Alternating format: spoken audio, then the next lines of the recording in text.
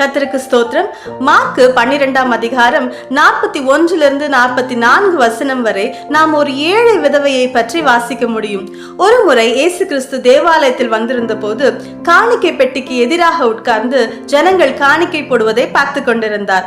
அப்போது அநேக ஐஸ்வர்யவான்கள் அதிகமாய் போட்டார்கள். ஆனால் இந்த ஏழை விதவை தன்னிடம் 2 காசு மாத்திரமே வைத்திருந்தாள். ஒரு துட்டுக்கு 2 காசு என்பதாக அவள் வைத்திருந்தாள். அதை தன்னுடைய ஜீவனத்துக்காக அவள் வைத்திருந்த காசு, அதை முழுவதையும் அந்த 2 காசையுமே அவள் செலுத்தி விட்டாள்.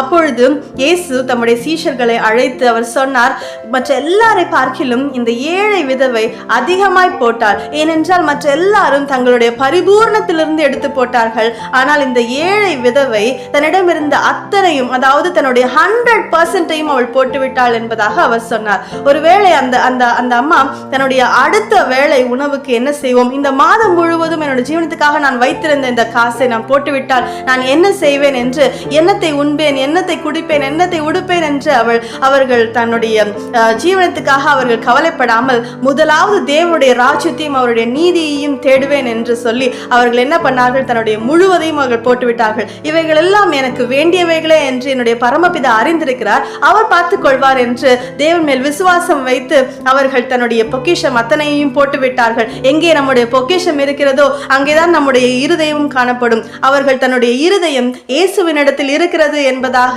அவர்கள் நிரூபித்து விட்டார்கள். அது மாத்திரமல்ல, அவர்கள் முதலாவது தேவனுடைய ராஜ்யத்தையும் அவர் தேடினார்கள். அப்பொழுது இவைகள் எல்லாம் உங்களுக்கு கூட கொடுக்கப்படும் என்று அந்த வசனத்தில் சொல்லியிருக்கிறபடி ஒருவேளை ஆண்டவர் அந்த மாதம் முழுவதுமாக அவர்களுடைய தேவையை கண்டிப்பாக அவர் சந்தித்திருப்பார். நாமும் இந்த ஏழை விதவையை போல நம்முடைய இருதயத்தை ஆண்டவருக்கு கொடுத்து விசுவாசத்தில் முன்னிலை பெற்று நாம் தேவனுடைய ராஜ்யத்தை நாம் முதலாக தேடுவோம். ஆமென்.